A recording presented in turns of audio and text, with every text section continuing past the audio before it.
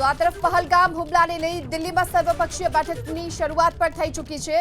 રાજનાથ સિંહની અધ્યક્ષતામાં સર્વપક્ષીય બેઠક શરૂ થઈ છે। અમિત શાહ, જેપી નડ્ડા, વિદેશ મંત્રી એસ જયશંકર પણ હાજર છે। રાહુલ ગાંધી અને મલ્લિકાર્જુન ખડગે પણ આ બેઠકમાં હાજર। ગૃહ સચિવ અને આઈબી ચીફ પણ બેઠકમાં હાજર છે। આ સાથે જ આપના સાંસદ સંજય સિંહ પણ બેઠકમાં હાજર છે। ટીએમસી ડીએમકે નેતા, સમાજવાદી પાર્ટીના નેતા રામગોપાલ યાદવ પણ આ બેઠકમાં હાજર જોવા મળી રહ્યા છે।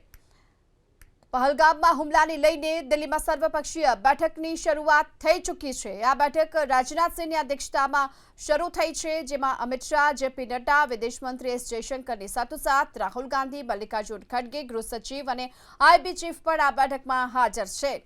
ત્યારે આપના સાંસદ સંજય સિંહ, ટીએમસી ડીએમકેના નેતા, સમાજવાદી પાર્ટીના નેતા, સર્વદળીય બેઠક હોવાના કારણે તમામ જે પાર્ટીઓના નેતાઓ છે તેઓ પણ અત્યારે બેઠકમાં હાલ હાજર જોવા મળી રહ્યા છે। પહલગામમાં જે આતંકી હુમલો થયો, જે પ્રકારે આ કાવતરું રચવામાં આવ્યું હતું, અને તેને લઈને જ આ મહત્વની બેઠક શરૂ થઈ ચૂકી છે। દિલ્હીમાં સર્વપક્ષીય બેઠકની શરૂઆત થઈ છે।